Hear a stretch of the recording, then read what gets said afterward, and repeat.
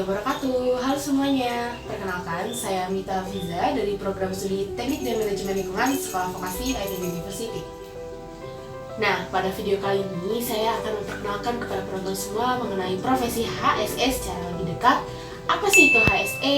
Macam-macam posisi dan job desk HSE, skill yang dibutuhkan untuk menjadi seorang HSE, dan masih banyak lagi. Disimak ya videonya.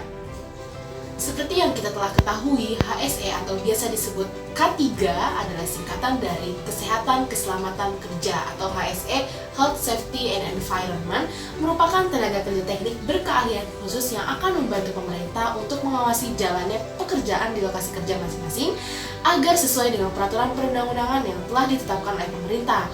Tentunya keberadaan dari seorang HSE ini akan turut mengurangi risiko kecelakaan atau penyakit akibat kerja. Sebuah perusahaan umumnya diwajibkan untuk memiliki seorang pegawai yang memiliki sertifikat ahli K3 umum. Di Indonesia sendiri, K3 diatur dalam Undang-Undang Nomor 1 Tahun 1970 tentang Keselamatan Kerja dan Undang-Undang Nomor 13 Tahun 2003 tentang Ketenagakerjaan. Seorang HSE bukanlah suatu profesi yang mudah. Seorang HSE dituntut untuk memahami medan kerja disesuaikan dengan proyek yang sedang berlangsung. HSE harus memiliki pengetahuan luas terkait semua hal itu. Tentunya dibutuhkan skill-skill tertentu yang dibutuhkan untuk menjadi seorang HSE officer. Di antaranya yang pertama adalah public speaking. Kenapa public speaking merupakan hal yang penting? Karena seorang K3 akan banyak terjadi event yang mengharuskan seorang ahli K3 bicara di depan umum terkait safety talk, induksi, atau training. Yang kedua adalah skill komunikasi. Sebagai seorang K3 akan sering melakukan komunikasi dengan para pekerja. Semisal ada pekerja yang melakukan kesalahan atau tindakan-tindakan yang berbahaya, maka seorang ahli K3 harus meluruskan dan membenarkan. Kemudian yang ketiga adalah skill analisa. Kita wajib mengidentifikasi bahaya. Untuk itu skill analisa kita harus ditingkatkan karena bahaya adalah penyebab adanya kecelakaan. Dengan skill analisa yang baik, maka kita akan mampu mengidentifikasi dan mengendalikan kecelakaan dan dapat dicegah. Kemudian yang keempat adalah skill dalam mengoperasikan komputer, karena HSE memiliki kewajiban untuk membuat laporan dan mengkampanyekan K3 melalui berbagai media seperti poster, spanduk, atau video-video lainnya terkait K3. Kemudian yang kelima adalah skill berbahasa Inggris. Skill ini selain untuk berkomunikasi dengan orang asing, skill ini juga diperlukan untuk menambah pemahaman seorang HSE terkait prosedur-prosedur dan referensi-referensi dari luar yang terkadang referensi-referensi skala nasional atau standar nasional belum mencakup teman-teman. Setelah membahas skill-skill yang dibutuhkan oleh seorang HSE, dilanjutkan dengan membahas mengenai macam-macam posisi dan job desk HSE.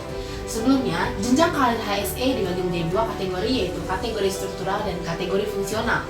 Untuk kategori struktural itu berjenjang, dimulai dari posisi yang terendah seperti safety man hingga yang tertinggi yaitu HSE manager. Kemudian untuk kategori fungsional berdasarkan fungsinya seperti HSE trainer, HSE auditor, HSE investigator, dan lain-lain. Dimulai dari kategori struktural terlebih dahulu. Yang pertama adalah safety man, adalah orang yang selalu terjun di lapangan. Bisa dikatakan 80% di lapangan dan 20% bekerja di kantor atau administratif. Banyak terlibat langsung dengan pekerja karena mereka bertugas untuk menegur dan memperbaiki apabila terjadi tindakan yang tidak aman yang dilakukan oleh pekerja. Kemudian yang kedua adalah HSE officer. HSE officer tentunya membawai safety man, bisa dikatakan 50% di lapangan dan 50% bekerja di kantor. Dan mereka dituntut untuk mempunyai skill terkait investigasi, membuat laporan K3, dan membawa materi mengenai safety talk. Kemudian yang ketiga ada HSE koordinator. Fungsinya mengkoordinir terkait K3, jadwal kerja, dan implementasi K3 di perusahaan itu seperti apa. Kemudian yang keempat adalah HSE manager. Mereka melakukan koordinasi dengan manajemen terkait dengan implementasi.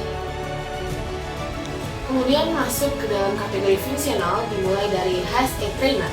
HSE trainer itu biasanya membuat sebuah perencanaan pelatihan dan meningkatkan pemahaman pekerja terkait ilmu K3. Kemudian yang kedua ada HSE auditor yang akan melakukan audit, terutama audit sistem manajemen K3 di suatu perusahaan. Kemudian ada CSMS verificator atau Contractor Safety Management System Verificator yang akan melakukan verifikasi terhadap kontraktor-kontraktor terkait apakah implementasi K3 di perusahaan kontraktor sudah sesuai dengan harapan klien atau belum. Kemudian ada HSE Investigator yang akan melakukan investigasi terkait pelaksanaan K3. Let's go.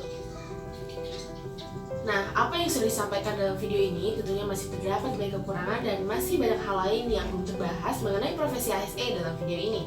Saya pribadi sangat berminat untuk bisa bekerja untuk menjadi seorang HSE konstruksi. Bagaimana dengan teman-teman semua? Cukup sekian video kali ini. Mohon maaf apabila terdapat banyak kekurangan. Wassalamualaikum warahmatullahi wabarakatuh.